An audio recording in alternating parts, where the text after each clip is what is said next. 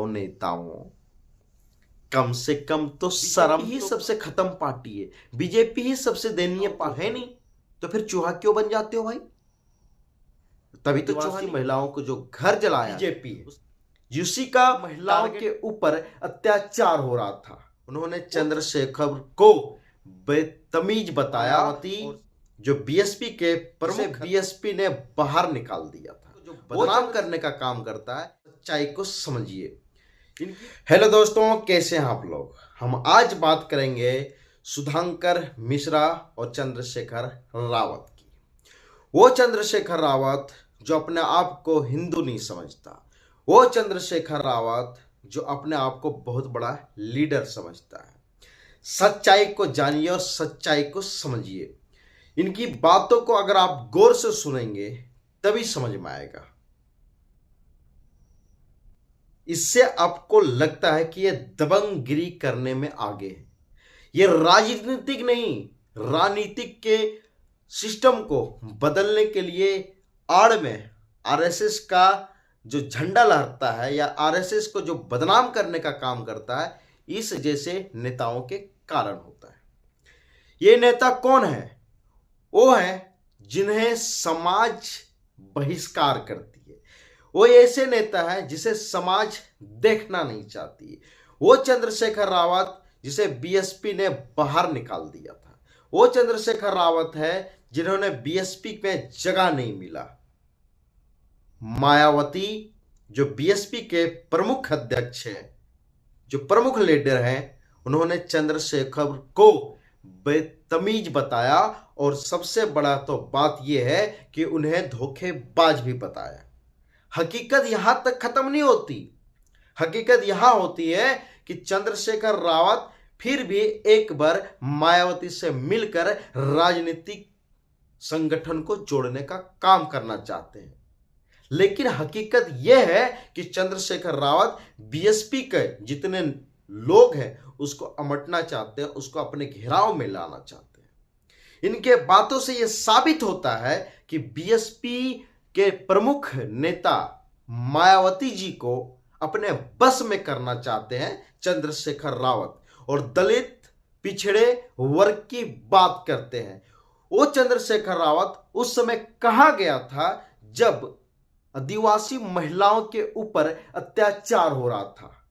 वो चंद्रशेखर रावत तब चुप रहता है जब आदिवासी महिलाओं के ऊपर अत्याचार होता है, तब चुप रहता है जब बच्चों के ऊपर मर्डर होते हैं, तब चुप रहता है, क्योंकि राजनीति करना है, राजनीति के गलियारों में जीना है।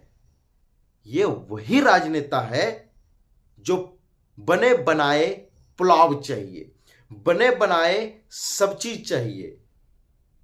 यह सभी से संगठन बनाकर चलने वाला राजनेता है। ये कहीं ना कहीं सिर्फ और सिर्फ एक ही पार्टी को टारगेट करता है, जिसका नाम बीजेपी है। यूसी का टारगेट करने में सबसे प्रमुख हाथ है, और उस हाथ में अगर चंद्रशेखर रावत को लगता है कि वो जीत जाएंगे, तो कभी जिंदगी में जीत नहीं सकते हैं। क्योंकि इतिहास उठाकर देख लीजिए, जो मतलबी के लिए राजनीति करते हैं वो इंसान कभी भी ऊंचाई तक नहीं पहुंचा है, चाहे वो कोई भी हो।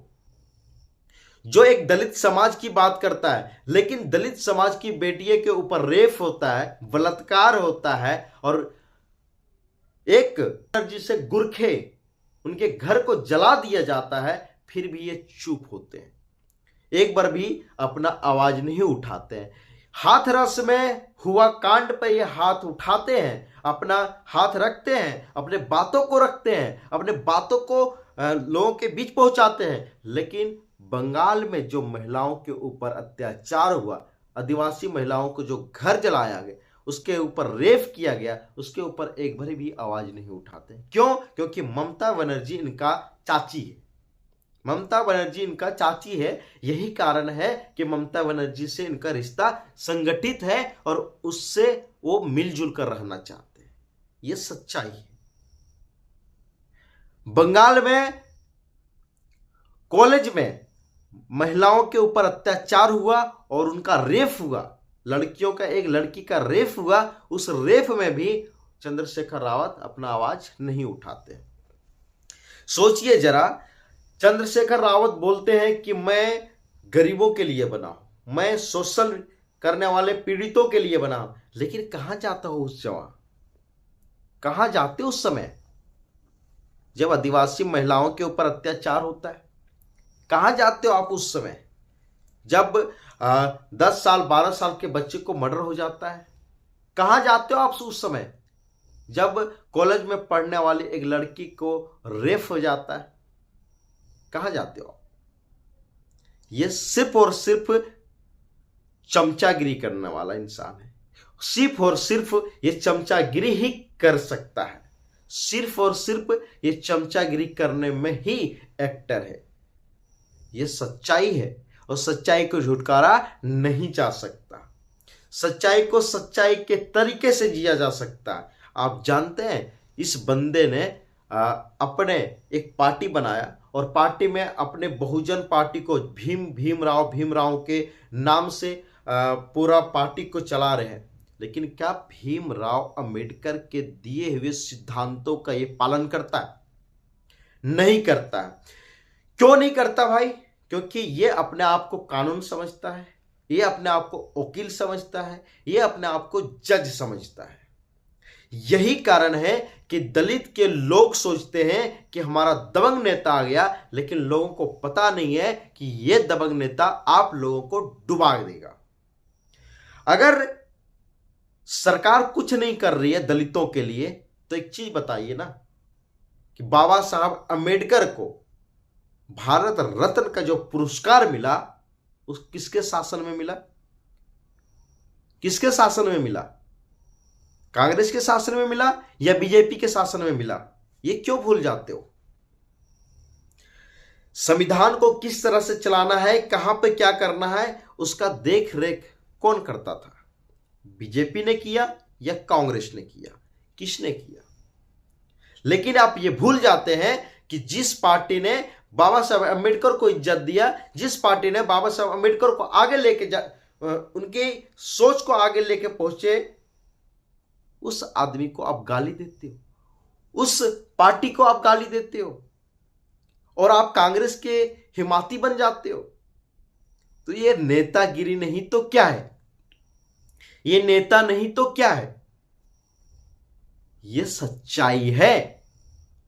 यदि आप जानते हैं कि बाबा साहब अंबेडकर को इज्जत देने वाला अगर कोई पार्टी है तो वो है बीजेपी।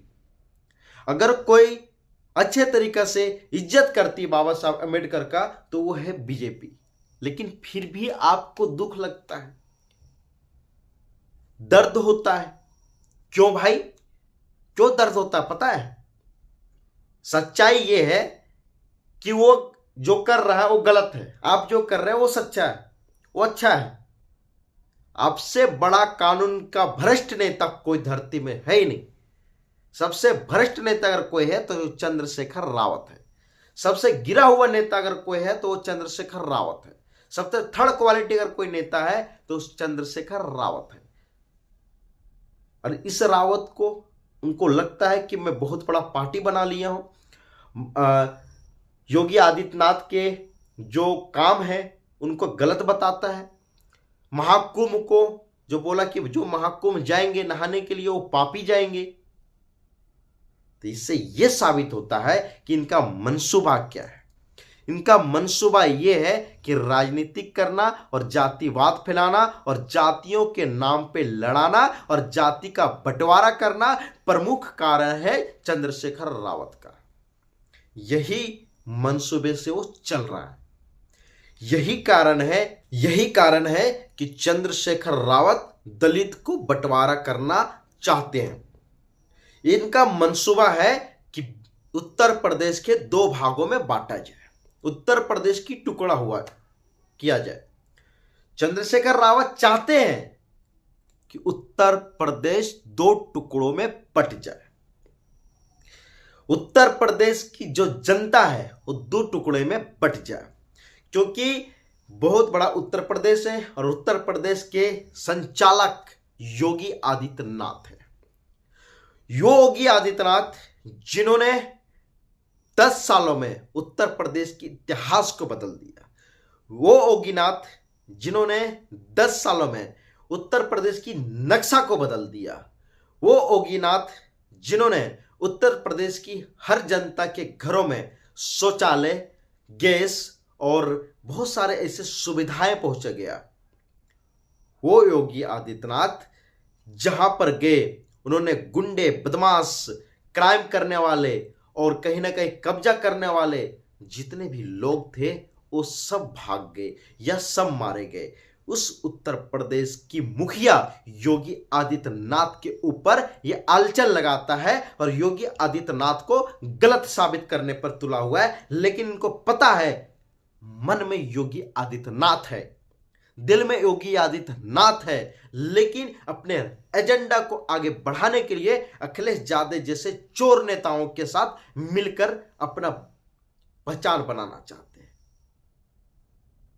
पुलिस प्रशासन को बोलते हैं, गाली देके बात करते हैं, अगर बैठने का कुर्सी नहीं मिलेगा तो हम दिखा देंगे। कानून व्यवस्था की बात करता है, ठीक है, कानून व्यवस्था अपनी जगह सही है, कानून व्यवस्था का इज्जत प्रतिष्ठा होनी चाहिए, सबके साथ बराबरी की इज्जत मिलनी चाहिए, चाहे वो पैसा वाला हो चाहे बिना पैसा वाला हो, ये बात तो सही है।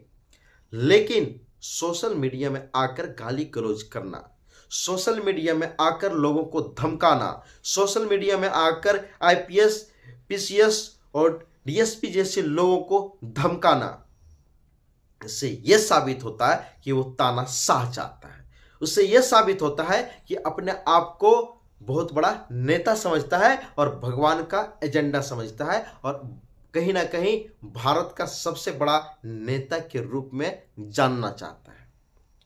कहीं योगी आदित्यनाथ को हराने की बात करता है, कभी मोदी को हराने की बात करता है। इनको यह पता नहीं है कि तुम एक चूहे हो और शेर को डराने चले हो, और चूहा जब शेर को डराने के लिए चलता है तो मात खाता है या मर जाता है, दो में एक ही होता है। अभी चंद्रशेखर रावत के ऊपर गोलियां भी चला था, उन्होंने बोलता है कि मैं गोलियां भी खाया। सीआईडी जांच करवा ले, सीबीआई जांच करवा ले, हकीकत क्या है लोगों को पता चल जाएगा, हकीकत क्या है लोग जान जाएंगे। इसलिए तुम सीबीआई जांच नहीं करवाया, तुम पुलिस प्रशासन पीछे नहीं लगवाया, क्योंकि कारण यह भी है कि जितने भी बड़े नेता हुए हैं सभी लोग अपने ऊपर गोलियां चलवाए हैं और सभी लोग गोलियां चलवाकर हिट हुए हैं, नाम चला है, लोग फेमस हुए हैं। मारने वाला, सामने मारने वाला गोली अगर लोग की छाती में मारेगा यार, माइंड दिमाग में मारेगा, उनके बाजू में नहीं मारेगा, ये सच्चाई है। लेकिन लोगों को समझाए कौन, लोगों को बताए कौन कि ये लोग पाखंड करते हैं, ये लोग जनता को बेवकूफ बनाते हैं, ये लोग जनता को ध्वस्त करने पर तुले हुए हैं, ये लोग बंटवारा करना चाहते हैं, जातिवाद करना चाहते हैं। ये ऐसे नेता हैं ये लोग जो जातिवाद को फैलाना चाहते हैं। जातिवाद खत्म होना चाहिए, ठीक है, जातिवाद को पूरा खत्म हो जाना चाहिए। पहले आरक्षण खत्म कर दो, जातिवाद एकदम खत्म हो जाएगा। आरक्षण जहां रहा जातिवाद कभी खत्म नहीं होगा। जातिवाद खत्म तभी होता है जब समानता की अधिकार मिलता है। 10 साल संविधान में लिखा था कि समानता का अधिकार मिलेगा, लेकिन कहां 100 साल तक समानता का अधिकार नहीं मिलने जा रहा है। कानून व्यवस्था की बात करते, संविधान की बात करते, लेकिन संविधान पे चलते नहीं है, संविधान के आर्टिकल पे नहीं चलते, सिर्फ वो लड़ाई और झगड़े की बातें करते हैं, जनता को बेवकूफ बनाने की बातें करते हैं, उस माताओं बहनों की बात करते हैं, दलित माताओं बहनों की बात करते हैं। लेकिन जब आवाज उठाने की बात आती है दलित के ऊपर तो आप चुप रहते हैं। क्यों? अगर बीजेपी के नेता गलती करे तो आप जोर शोर से पूरा एकदम हिम्मत बांध के जनता के सामने आते हैं, लेकिन अगर ममता बनर्जी गलती करे तो चूहा बन जाते हैं, अखिलेश यादव गलती करे तो चूहा बन जाते हैं, राहुल गांधी गलती करे तो चूहा बन जाते हैं, केजरीवाल गलती करे तो चूहा बन जाते हैं। क्यों भाई? ये लोग चाचा ताऊ हैं क्या तुम्हारे? चाचा ताऊ तो है नहीं, तो फिर चूहा क्यों बन जाते हो भाई? तभी तो चूहा नहीं बनना चाहिए। लेकिन आपको बोलना सिर्फ है बीजेपी के ऊपर, बोलना सिर्फ है बीजेपी को टारगेट करना है। बीजेपी ही सबसे बड़ा गलत पार्टी है, बीजेपी ही सबसे खत्म पार्टी है, बीजेपी ही सबसे दयनीय पार्टी है। अब सोचिए जरा, इनको लगता है, इनसे सुधांकर मिश्रा ने एक सवाल पूछा, आप किस जाति से आते हैं? आपका नाम तो चंद्रशेखर है, आप किस जाति से आते हैं? तो बोले मैं हिंदू नहीं हूं। तो कौन है भाई? तू हिंदू नहीं है तो कौन है तू? कहता मैं हिंदू हूं लेकिन मानता नहीं हूं। जब तुम हिंदू है नहीं तो मानने से ना मानने से क्या होगा? तुम माने या ना माने, जब लिखता होगा चंद्रशेखर रावत, रिलीजन, धर्म कौन सा है, तो हिंदू मारता होगा, हिंदू। कहता मैं हिंदू को मानता नहीं हूं। अरे दोगलो नेताओं, कम से कम तो शर्म तो करो। जिस धर्म में हो उस धर्म को बोलने की तो कम से कम हिम्मत तो करो। मुसलमान के तो चमचे हो नहीं, उनके पैदाइश हो नहीं, क्योंकि मां उसके पास तो गई होगी नहीं। जब तुम हिंदू हो तो हिंदू बोलो। हाँ, ये बोल सकते हो कि मैं हिंदू हूं लेकिन मैं चमार समाज से आता हूं, जिसके कारण मुझे अधिकार चाहिए, ये बोलो। कहता मैं हिंदू को मानता नहीं हूं। तुम्हारे मानने या ना मानने से क्या हो जाएगा? सर्टिफिकेट में हिंदू है, चंदन लगा के चलता था पहले, नेता बन गया तो हिंदूवादी खत्म हो गया। जाके पूजा करता है, बोलता हिंदूवादी नहीं हूं।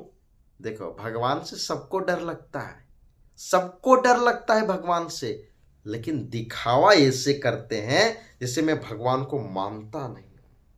हे प्रभु, इस नेताओं को तो कहां जलाना चाहिए मुझे समझ में नहीं आता। इस नेताओं को चौराहे पे जलाना चाहिए या गटर के नाले में जलाना चाहिए, मुझे समझ में नहीं आता।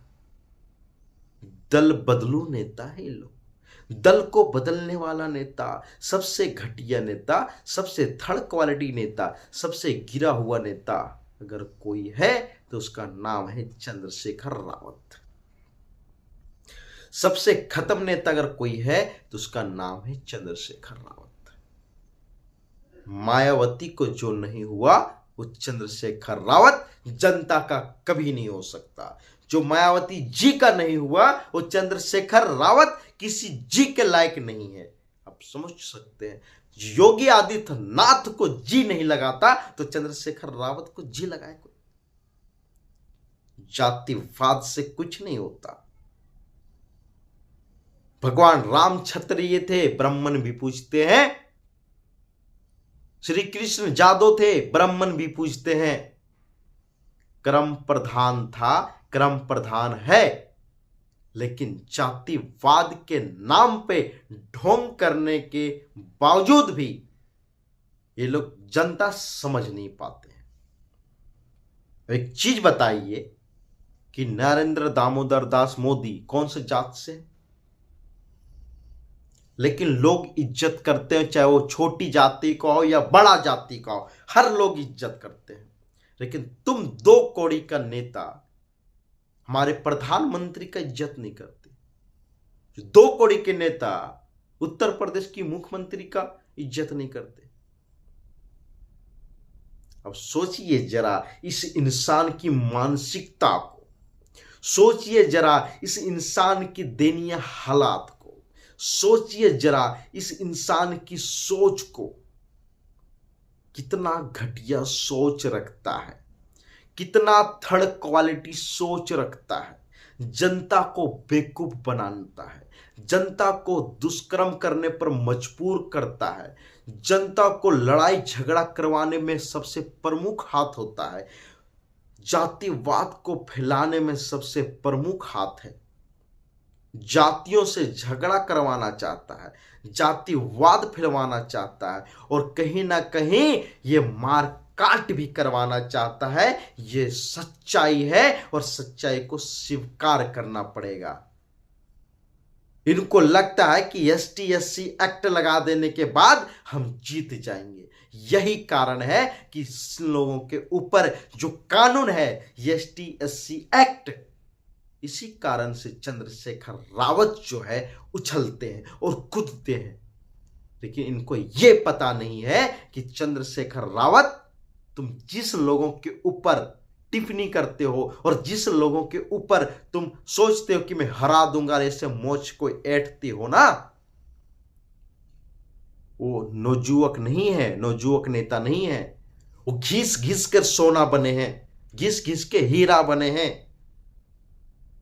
जब बने हैं ना तो चमक रहे हैं, तुम्हारे जैसे से जातिवाद नहीं कर रहे हैं। कभी प्रधानमंत्री के मुंह से सुना आपने जातिवाद करते हुए? कभी मुख्यमंत्री के मुंह से सुना आपने जातिवाद करते हुए? जातिवाद नहीं करते। लेकिन चंद्रशेखर रावत जैसे इंसान जातिवाद करके जातिवाद फैलाने का काम करते हैं। अगर आप लोग इस वीडियो में सहमत हैं तो मेरे चैनल को सब्सक्राइब करिए, बेल आइकन को दबाइए और पूरा चैनल को फैलाने का काम करिए। जय हिंद, जय भारत, सत श्री अकाल, जय श्री राम, जय श्री कृष्ण, जय जय श्री राम। पूरा बुलंद करिए और जब तक नहीं करिएगा तब तक कुछ नहीं होगा। जय श्री राम।